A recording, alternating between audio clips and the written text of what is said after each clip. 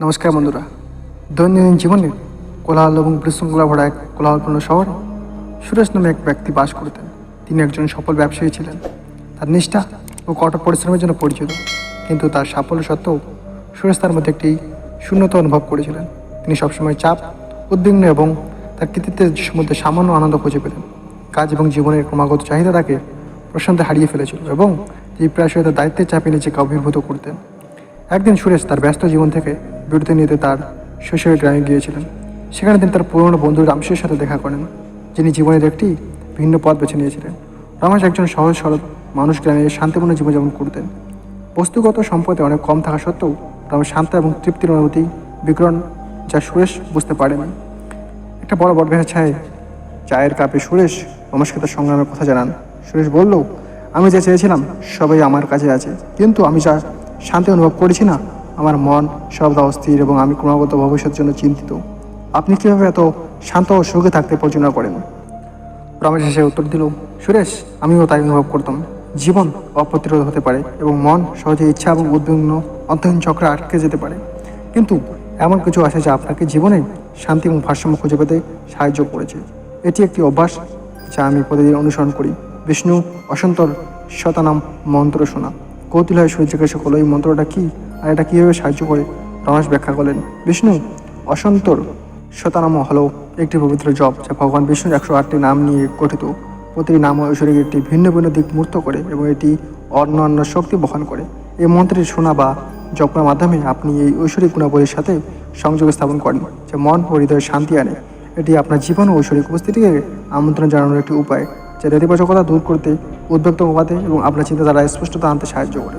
তিনি অব্যাহত রেখেছিলেন, যখন আপনি এই মন্ত্রটি শোনেন, তখন আপনি ঐশ্বরিক শাশ্বত এবং অপরিবর্তনীয় একটি প্রকৃত কথা স্মরণ করিয়ে দেন।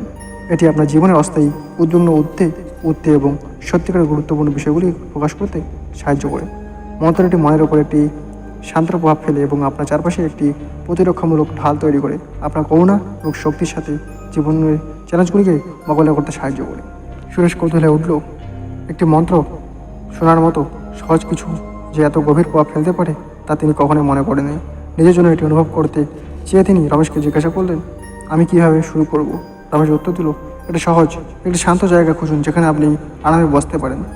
আপনার চোখ বন্ধ করুন, কয়েকটি গভীর শ্বাস নিন এবং তারপরে বিষ্ণু অসন্তর শতনাম মন্ত্রটি খেলুন।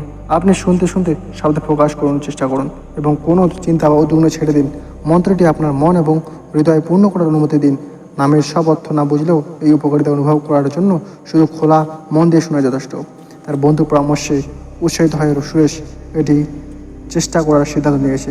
পরের দিন সকালে তিনি তার বাড়িতে একটি শান্ত কোণ খুঁজে পেয়ে বসেন এবং বিষ্ণু অসন্ত মহানাম মন্ত্রটি বাজিয়েছিলেন। সুরেশ কণ্ঠে ঘটা ভরা হতে সুরেশ চোখ বন্ধ করে শব্দে মনোযোগ দিল। প্রথমে তার মন অস্বাভাবিক উদ্বিগ্নের দিকে ঘুরছিল, কিন্তু ধীরে ধীরে মন্ত্রের প্রশান্তিদায়ক ছন্দ তাকে শান্ত করতে শুরু করে। তিনি শান্তির অনুভূতি অনুভব করেছিলেন, যা তিনি দীর্ঘদিন ধরে অনুভব করেননি।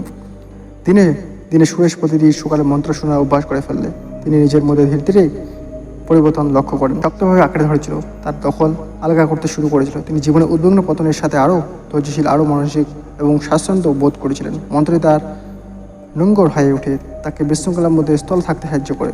সপ্তাহগুলো মাসে পরিণত হওয়ার সাথে সাথে সুরেশ দেখতে পেল যে জীবনের প্রতিটি তার মুহূর্ত দৃষ্টিভঙ্গি বদলে গেছে। তিনি আরও চ্যালেঞ্জের মুখোমুখি হয়েছিল, কিন্তু তার দ্বারা তাকে অবির্ভূত করেনি। মন্ত্রটি তাকে শান্ত এবং খোলা হৃদয়ে সমস্যার মুখোমুখি হওয়ার শক্তি দিয়েছিল।